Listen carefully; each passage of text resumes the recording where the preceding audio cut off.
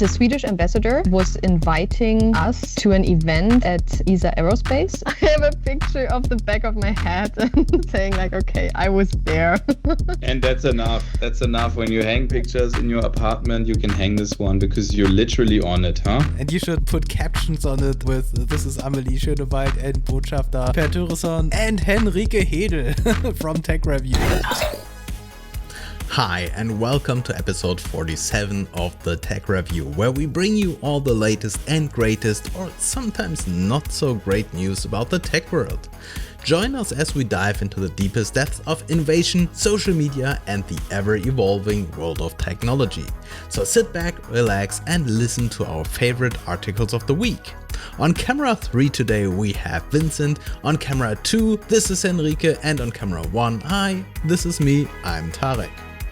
Tech Review is a collaboration of Ideas Engineering, Free Tech Academy, and Update.com. You can find all the episodes on YouTube to watch or listen to us on all major podcast platforms such as Spotify and Apple Podcast while you work out, drive, or maybe even travel through space. This week I messed up the recording and I lost the first few minutes of audio, which is why I am re-recording this intro right now. Today is a special episode because Henrike visited a press event of Isar Aerospace in Bavaria and had the chance to speak with ESA Reserve Astronaut Amelie Schoenenwald. Last year we discussed a Swedish startup which developed industrial origami for outer space, and this year Sweden opens a new spaceport in its range. So it's a great continuation of this story that Henrike also met the Swedish ambassador Per Thuresson on this event, who talked about the Swedish space program. The rest of the audio is okay, so I hand back to Henrike. This week, like 2 days ago, on the 24th, there was an event which kind of was connected to this opening. The Swedish ambassador was inviting us and other colleagues to an event at Isar Aerospace in Ottobrunn. Ottobrunn is a small space town. I don't know if it's a town or a village south of Munich, because Sweden is currently holding the EU presidency. So he's kind of touring the country, and the first stop was in Ottobrunn at Isar Aerospace. And as said, we were invited, which made us really happy because our loyal listeners and viewers probably remember that in October last year, we had a space special during the World Space Week. And we actually talked about an article that was dealing with a Swedish startup who brings industrial origami to space, amongst other articles that we discussed. But this is kind of the connection that brings us to this event. So anyways, we got invited, and the participants of this event were the Swedish ambassador, obviously, the German astronaut reserve Amelie Schoenenwald. Then there was a representative from SSC, which is the Swedish Space Corporation, and the managing director of Isar Aerospace, Josef Fleischmann. And this article here from the Süddeutsche Zeitung is a pretty good summary of the day, but I'm going to add a little bit comments from my side, what I observed or what I feel worth mentioning besides what's written there. So please feel free to also interrupt me if you have questions or remarks. So maybe basically about Isar Aerospace. They are part of the new so-called new space scene in Europe, for which, as I said, 2023 will be an important year, not just because the spaceport opened. They not really have something to do with that, but they all try to have their first launch this year with their new rockets that they build. With they, I mean Rocket Factory Augsburg, which is a direct neighbor to Isar Aerospace. Then there's also startups or like space companies in Scotland, Skyrora and Orbex, and then also Virgin Orbit in UK, who are currently like on the way to have their first launch this year. And then I mean also the widely known Ariane 6 from ESA is also hoping to have the first launch this year. So it's actually kind of a small European space race, if you will. So, which is pretty exciting. The managing director, Josef, from Isar Aerospace, he also emphasized that, like currently the European space industry is at a neuralgic point. That's also what's written in the article. Obviously, the war in Ukraine currently makes cooperation with Russia pretty difficult, and it's going to stay like that for a longer period of time. And then since Ariane 6 is not yet at the market and Ariane 5 is phasing out, this leads to great opportunities for the private space sector in general. And Isar Aerospace themselves, they are focused on building small rockets and also sees themselves as a launch service provider also in the long run, because this was a question that we upfront wondered when we, prepared for the press event, whether or not they really want to focus their expertise only on building launchers for small satellites, or if they want to diversify their portfolio, maybe even start building satellites themselves. But this is not the plan at all. They rather will look into go into like reusability of their launcher once it's kind of established, but no plans at all to diversify, which I found really interesting because, this could then set them even more apart from the other, direct competitors in the field in Europe right now. They said they target to reach 30 to 40 launches per year at one point. That's probably realistic in like 10 years from now. Compared to SpaceX, they are currently having 2 to 3 launches per week. So it's still, they're ambitious, but they do not actually see themselves being like the little SpaceX of Europe in that regard. It would still be less than what SpaceX is doing at the moment. So how come they have a connection to Sweden? Isar Aerospace, they have a test center in S-Range that was inaugurated in January. So this is kind of why did that take place there. But what I found really interesting as well is, although orbital launches are now possible from S-Range, where they have a site already since 2019, they do not plan to make use of that for their orbital launches. So they said, no, our first launch ever from their rocket Spectrum, by the way, that's the name of the rocket, will take place from Andøya, I don't know, it's an island in Norway. And later ones will also start from French Guiana, where also Ariane 6 will be launched. And this is kind of, I really don't understand why not, because I was explicitly also asking like, okay, but you're already there, you have test facilities, now you can also go to space from there. So why don't you plan that? And it's like, no, it's not on our roadmap, so to say. But okay, because I think it's mentioned in that article, or maybe I read it somewhere else, but SSC, they still also haven't announced who will be the first, company to launch from there now.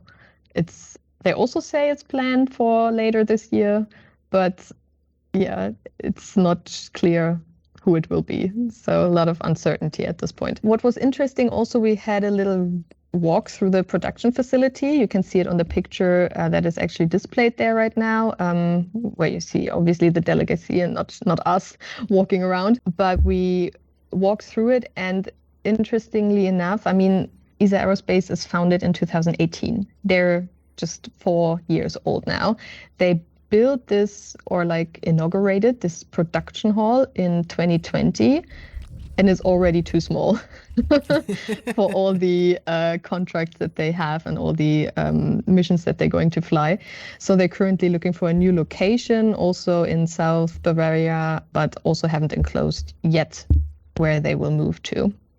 But they're growing like crazy, which is just another example of, how much potential currently is and how much growth in the new space sector that I mentioned. Fun fact, if you actually scroll down a little bit, because I think I talked with Vincent about that the other day, that I was sad that I don't have a picture of myself being present at this event, because nobody is taking pictures of the press people.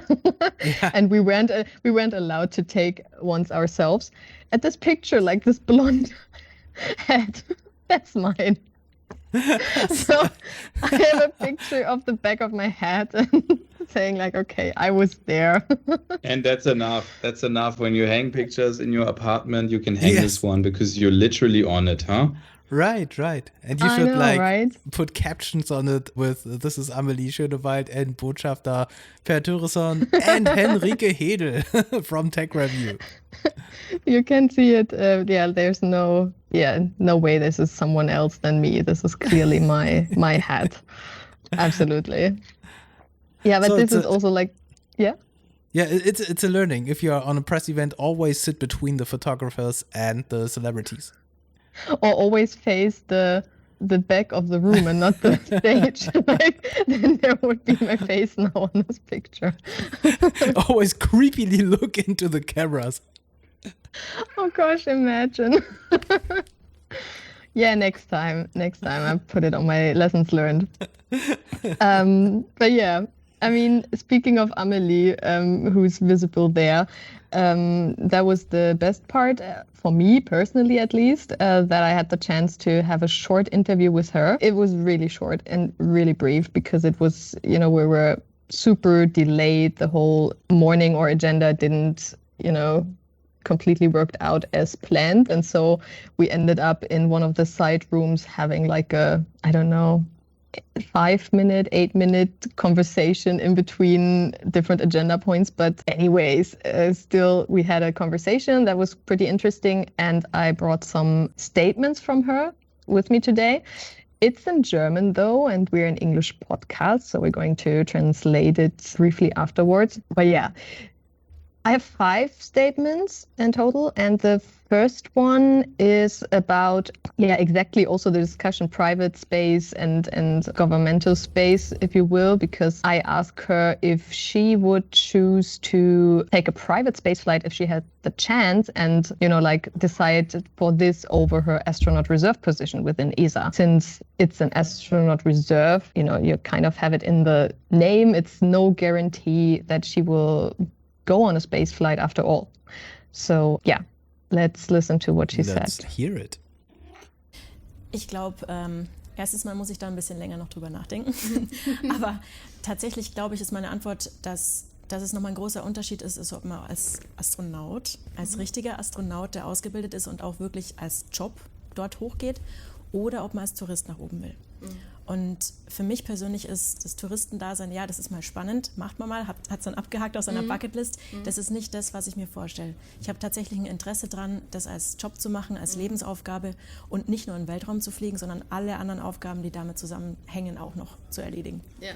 All right. So she basically said being a space tourist is a nice one-time thing, but she decided to become an astronaut and having this astronaut position because there's so many other aspects to this role, not just going up to space, but also duties on the ground and also up in space, all the experiments and all the work that you have to do there. And she decided for that on purpose, and that's what she wants to do. She wants the whole package and not just the one-time opportunity to be up in space. I really love it that today we have the opportunity to sorry, I'm fighting the cat during this podcast because Alex is not at home and so I don't have anyone to wrangle the cat.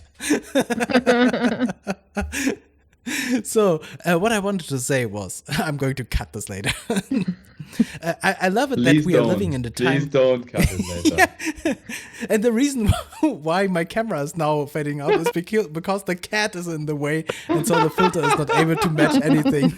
Oh, I love it. Can you please turn off the effect for a moment, just for us to show how the cat is fighting you there? Let me try. Where do I switch off the filter?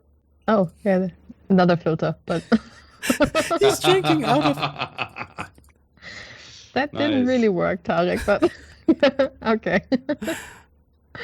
Yeah, so there's the cat, and she's currently drinking out of my cup. That's just great. No.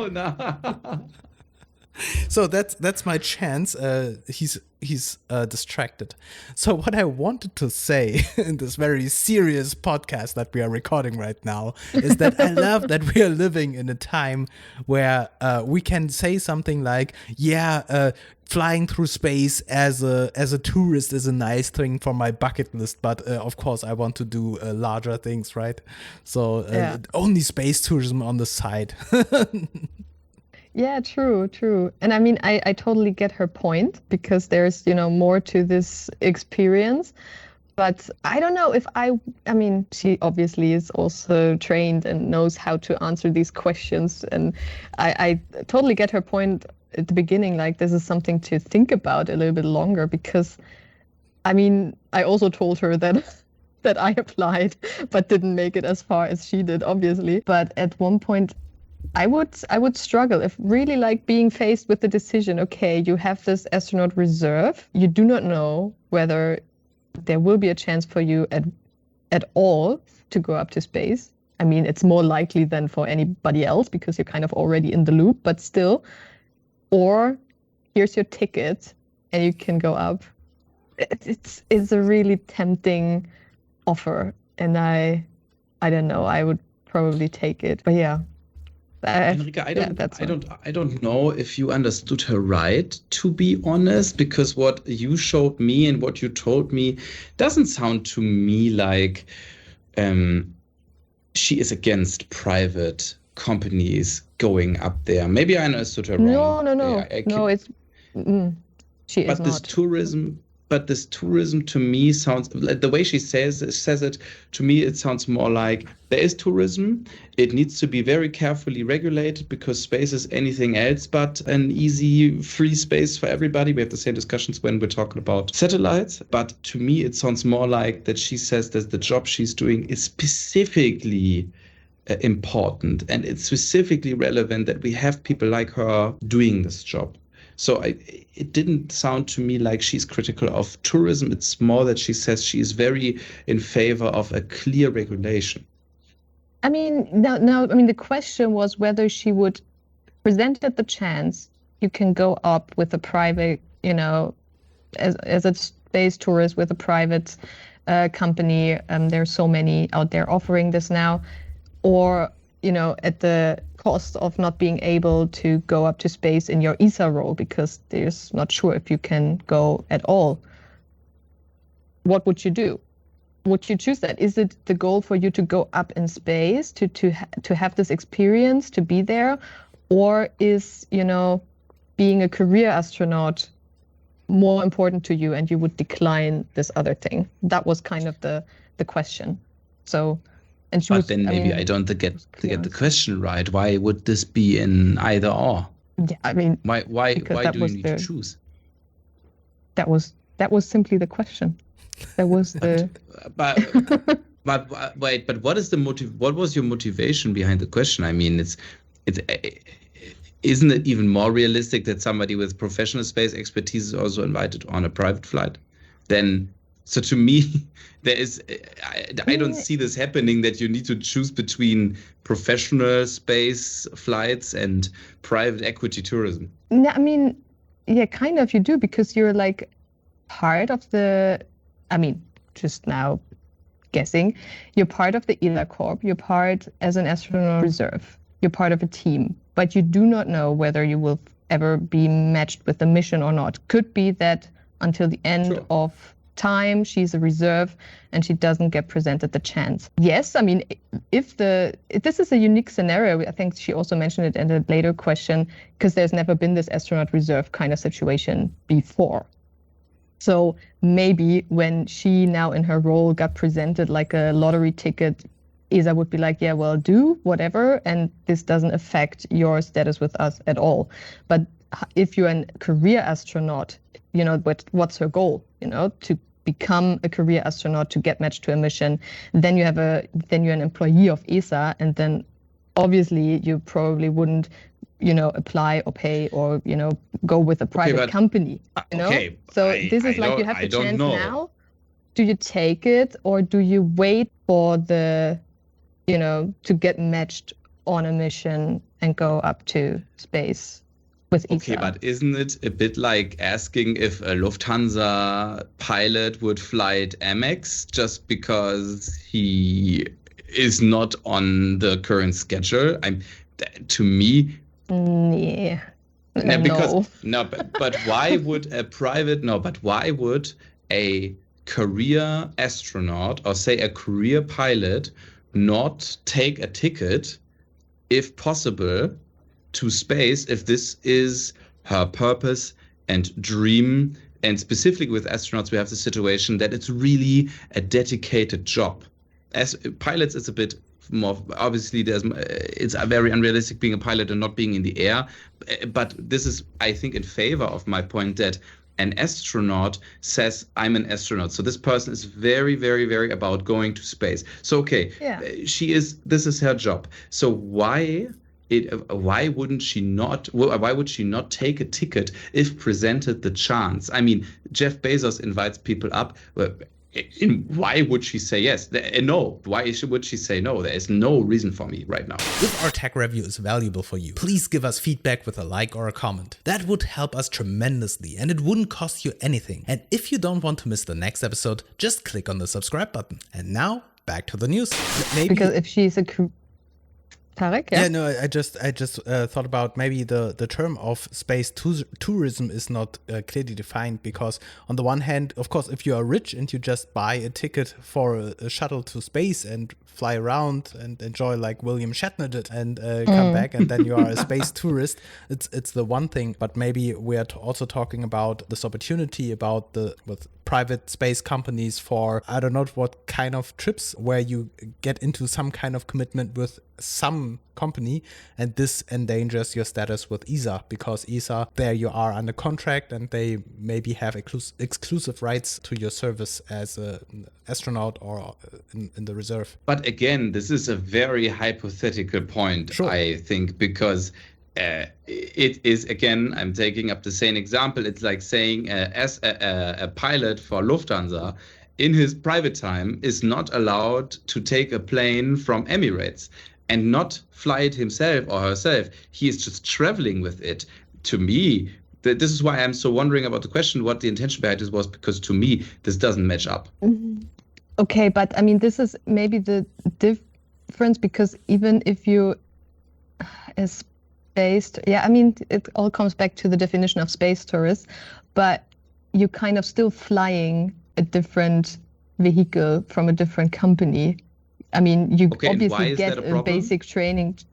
You're not just, because it's then comparing it, I think, to Lufthansa pilot actively flying and other airlines. Yeah, but it's for private sake. Why would this be an issue? Well, I don't know. Why would why would we cut her freedom to fly? Like, who would do that? Isn't that a free are we free to do what we want? Yeah, again, I think the question is if you are as a passenger on there for like a space cruise, on a space cruise ship, or if you are under contract with a private company to do something, and you call this tourism because it's not based on a governmental flight from ESA or NASA. But why would it be a problem if she's a pilot? Sorry? Why would it be a problem if she's a pilot? I don't get the point. Why let her be a pilot? Who cares? But if she is under contract with, I don't know if we miss the point of each other right now. Okay, she's under contract, but does the contract have a paragraph saying don't fly with other companies? But I don't know. Yeah, but so why are we asking this? Because it's a different kind of, is the goal to be up in space, or is the goal like the way there and everything that's connected to it? It's like the career versus the one time, let's see the world from above and then I'm back on the ground and that's all I ever wanted. Bucket list check. I'm happy. Or do I want to have this, with all the experiments, all the work, all the career as a job, as you mentioned? Is that what she's going forward to? Putting the experience over the job. I think the essence of what she was saying, according to your question, was that it's not the trip to space that she's after. She wants to work in space. She wants to have a mission and do something in space for her career. And so even if she weren't an astronaut and someone would offer her to go to space just for fun, it would not fulfill her dream to become an astronaut, because only this mission is what she's striving for. This is how I understood her answer. Yeah. So I just added as a remark, I would probably say, I just want to go up. I want the experience. If that's But you would also do the work, right? I mean, would you be presented with both? Yes. Okay. Yeah. Yeah. I mean, that's why I also applied, because I knew it's not just about a nice trip up there, but there's a lot of other work connected to it. But would I be presented with this, 2 tracks now? Yeah, I would choose the experience, I guess. But you had some other questions for her, right? Oh, sure. Yeah. More. So the second one was then about if she would be free to choose a mission, what this mission would look like, what she would like to do. Let's listen to it. Ich glaube tatsächlich, dass es relativ ähnlich zu dem ist, was dann schon warten würde auf mich, weil ich Diversität sehr toll finde und jetzt nicht nur was Menschen angeht, sondern auch was Forschung angeht. Aktuell ist es ja auch so, dass die Astronauten, die tatsächlich auf der ISS sind, Sachen aus der Materialwissenschaft machen, aus der Biologie, aus der Chemie, aus Physik, aus diversesten verschiedenen Fachrichtungen. Ja. Und genau das würde ich mir auch selber gestalten wollen, dass es jeden Tag ein bisschen anders ist, dass man mal ein medizinisches Experiment macht, mal was aus der Materialwissenschaft, dass der Tag einfach bunt bleibt. Und was ich auch unbedingt haben will, ist genug Zeit, um dann tatsächlich zu kommunizieren. So, she basically said that she would want to do a bit of everything, like all different kind of experiments, whether it's related to physics or biology, medicine, whatever it is, having this variety and diversity in her daily life up in space. That's what she would aim for. And also the aspect of then communicating it and, make it known to us on Earth, I guess. So do something good and talk about it. Yeah, so in other words, she does not want to commit to a specific type of mission that she would want for herself. Yes. She wants to keep all options open. Yes. Very clever. Yeah, true. But I mean, it's true. It's not like we have this specificity of a mission where you have to commit to one type or the other. These missions are coming up, and I think most astronauts, they have this general training they have their core ability and then their special astronaut training. And so I think we're not there yet that we have specialized crews where you have like the physics astronaut crew, where you have specialized space physics people who are only capable to do this one specific mission. Exactly. I mean, this is also like a topic that I often, talk about, why agencies like ESA are limiting the possibility to apply for astronaut roles to people who coming from these specific fields, when in the end they end up all up there doing all kinds of stuff, not even related to their field of expertise, which is, they limit the pool of people actually even able to apply at this point already. I think this was a very conservative approach to this from a time where you had a lot of applicants and only a few roles or a few jobs for astronauts. And I think in the future it will shift because you will have a lot more openings and fewer candidates. And so I'm pretty sure that they are going to open up these possibilities to more people, as we see with private space academies right now, where they say, everyone can potentially become an astronaut because the demand in the future for space personnel will grow, and everyone who's able to do this is going to have the chance for this. Yeah, well, let's hope so. Okay, let's jump to your third question. Yeah, the next one was about the next steps in regards to her role as an astronaut reserve. It was about, will she basically get the basic training now, or, what's her role right now having this title? Dazu muss man sagen, dass es ja zuvor noch nie offizielle Reserve-Astronauten und Astronautinnen gab. Ja. Das heißt, es ist alles noch ein bisschen formbar. Aber aktuell ist es so, dass die Karriereastronauten, ich glaube am 3. April fangen sie ihr Training an. Da geht es dann auch schon los mit Tauchtraining und solchen Geschichten. Und wir Karriereastronauten, wir bleiben weiterhin in unseren Jobs und kriegen hier und da mal ein Event mit, kriegen mal vielleicht ein kleines Pressebriefing und dürfen unsere medizinischen Zertifikate wiederholen jedes Jahr. Das ist auf jeden Fall Teil. Aber ob wir die Grundausbildung zumindest in Teilen mitmachen dürfen, das wissen wir gerade noch nicht. Okay. Aber es könnte sich in den nächsten Monaten ergeben. Okay, ja. Me always being like, yeah.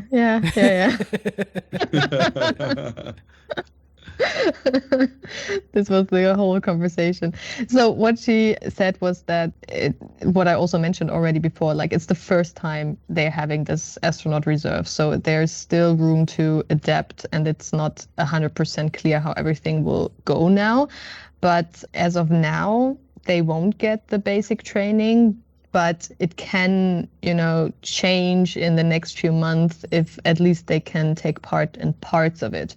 And not the full basic training, but first parts. What they do right now is, being at these kind of events, having press briefings, already working in kind of communication about ESA and astronauts as a role, and having the possibility to, repeat their medical and all the certificates that they need in order to be actually valid.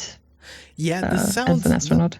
I mean, I think it's amazing to be in a position of astronaut reserve, but it sounds like a very bad combination of things. You have the responsibilities to repeat your medical certifications and have to do these press things, even though this sounds interesting, but without the benefits of actually going to space in the worst case.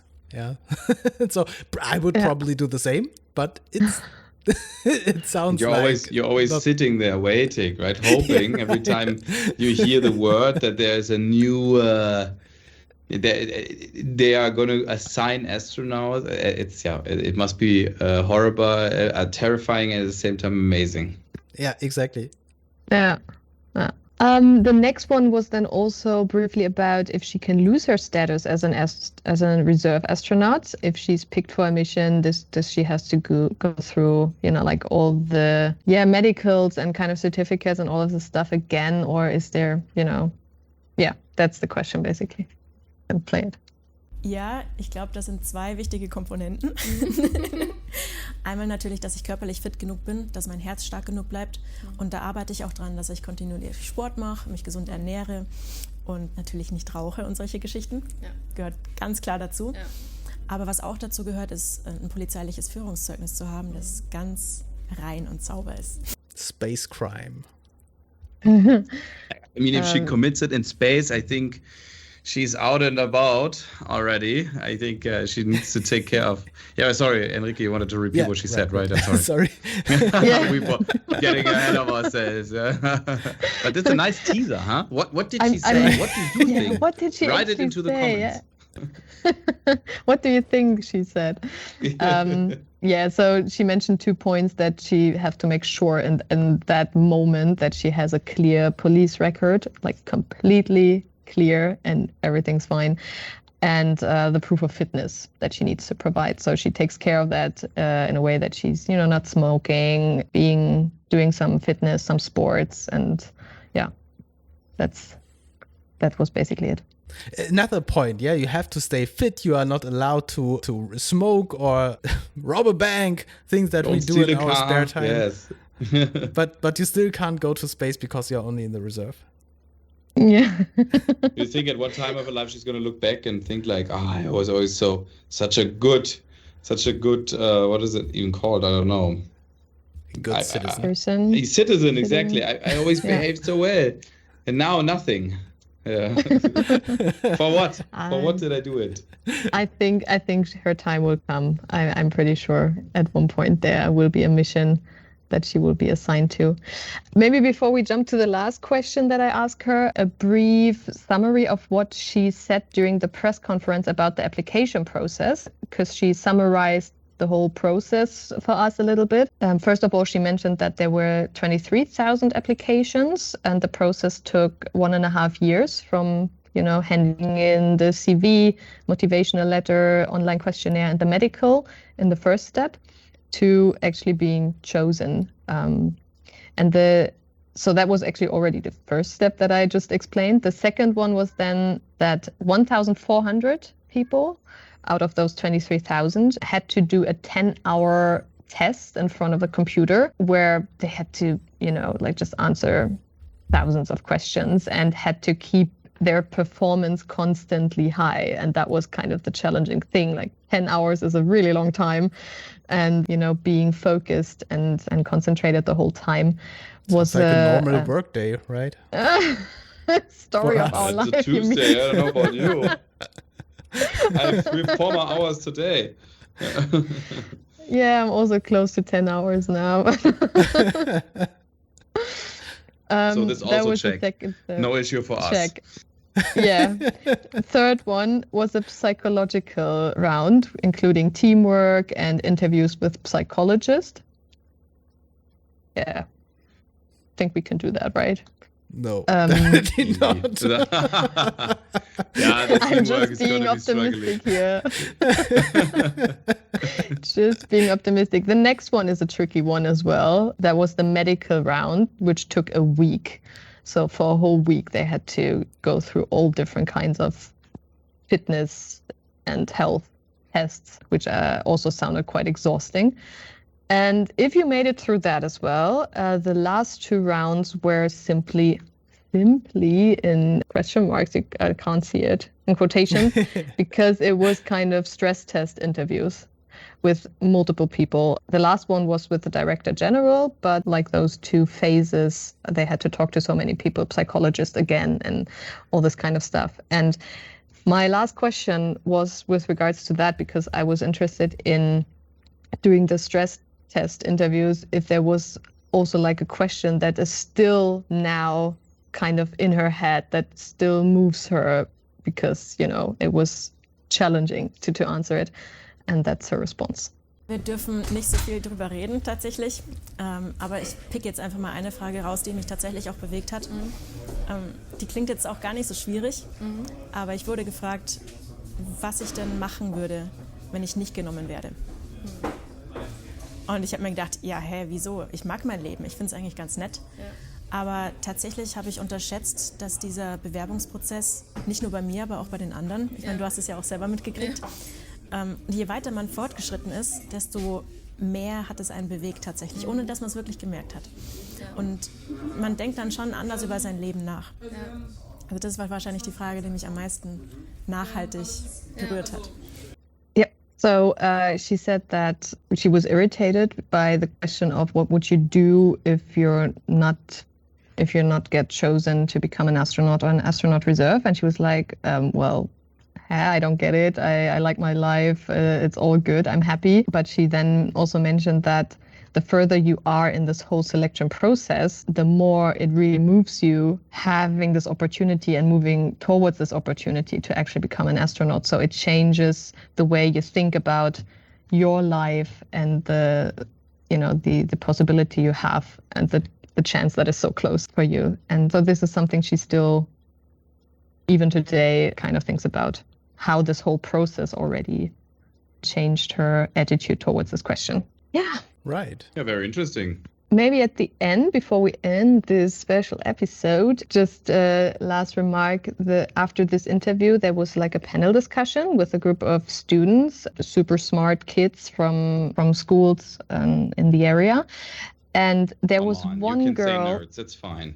Yeah, just nerds is a good thing. It was a room full of nerds. And there was one girl that really impressed me, because she kind of introduced herself and the experiments she was working on for Jugend Forscht, like this German youth science competition. And her name is Patricia Oerter. If she ever listens to this episode, shout out to Patricia, because she worked last year on a project that was dealing with how can we reuse space junk, and was kind of investigating whether we can send the space junk to the moon and kind of recycle it there, which I found really interesting. And I haven't had the time yet, but I wanted to have a look in the internet and see her project proposal. It must be somewhere on Jugend Forscht, and read about her findings. And the next one that she's doing right now is actually that she's measuring the rotation of the Milky Way with the help of radio telescopes, which I'm also like, okay, wow. I mean, she was, I don't know, 15, maybe. And I was like, wow. like a typical school project that you do on the side as a 15-year-old girl, right? I know, right? some people do football, and some people game a lot. A few early streamers, and some people just measure the Milky Way with radio telescopes. Right, just a classic thing. Yeah. Yeah, I loved it. But I hope she wins. That it sounded like she didn't win last time, which Fuck, was she wins with this. to me. Of course she wins. Like, what do you think? What else is in there? Like, I get. Yeah, but Jugend Forscht to me is always like one of those suckers winning like a book in the end. Like, why would you go through all the trouble just buy the book? That's it. No, you win cool things in the end, I think. Yeah, I mean, if you hand in stuff like that, you're better. But seriously, I'm also very impressed. So, Patricia, if you are listening to this, contact us and we will get you on the show and we will do an exclusive interview with you and your project. Special Absolutely. episode is calling. Definitely, absolutely. We love special episodes. Maybe send it to her. I mean, I don't know how it looks when you send something to a 15-year-old girl, but I mean, why not? You mean this podcast link? I do Yes. not have her contact details, but I may be able to find out through the organization. I don't know. Yeah. All right. I think we are out of time. Thank you so much for your summary of this press event. And I'm really hoping that we are getting invited, with we, I mean you, getting invited more often to this kind of event with a Swedish ambassador or some astronauts. I really, really love it. And I truly hope that Amelie is going to space, because then we will be the most listened podcast for all astronauts, I assume. Exactly. Yeah. I'm pretty sure there's not a lot of podcasts around with a future astronaut on it. So, yes. Absolutely. And maybe we can win Amelie in the future for a direct contribution for this podcast. Maybe we can directly invite her sometime and from get space. some If you listen to us, Amelie, us, this is the official invite to join us for a recording and take part in the discussion. Exactly. From space. So, or from Bavaria. It's also fine. Great. Great episode. Thank you so much for your input, and talk to you later. Talk to you next week, I mean. Like next week, yes. Next week. Bye. Bye-bye.